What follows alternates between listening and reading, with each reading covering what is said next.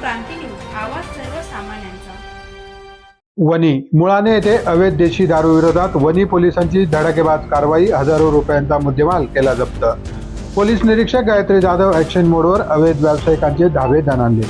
दिंडोरी तालुक्यातील मुळाणे गावातील महिलांनी वारंवार केलेल्या तक्रारींची दखल घेत वनी पोलिसांनी अवैध देशी दारू विरोधात कारवाई करत एका व्यक्तीस ताब्यात घेतले आहे। या कारवाईत 1680 रुपयाचा मुद्देमाल जप्त करण्यात आला आहे। पोलिसांनी दिलेल्या माहितीनुसार 13 जून 2026 रोजी सकाळी सुमारे 11:50 वाजता मुळाणे गावाच्या शिवारात आंब्याच्या झाडाखाली संतोष लक्ष्मण चव्हाण राहणार मुळाणे तालुका दिंडोरी यांच्या ताब्यातून प्रिन्स 17 देशी दारूच्या 90 मिली क्षमतेच्या 42 प्लास्टिक बाटल्या जप्त करण्यात आल्या आहेत। सदर दारू विक्रीच्या उद्देशाने विनापरवाना बाळगल्याचे पोलीस तपासात निष्पन्न झाले आहे।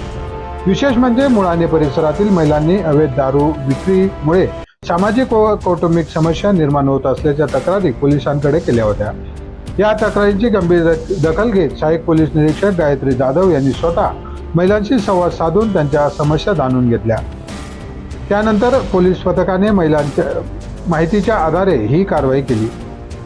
कारवाई दरम्यान पोलीस निरीक्षक गायत्री जाधव यांनी स्वतः घटनास्थळी जात झाडाझडती घेतली।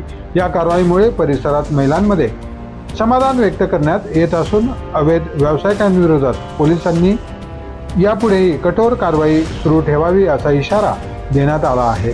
या प्रकरणाचा पुढील तपास पोलीस निरीक्षक गायत्री जाधव यांच्या मार्गदर्शनाखाली वनी पोलीस करीत आहेत। महाराष्ट्र क्रांती न्यूज साठी प्रतिनिधी सागर मोर, वनी, दिंडोरी।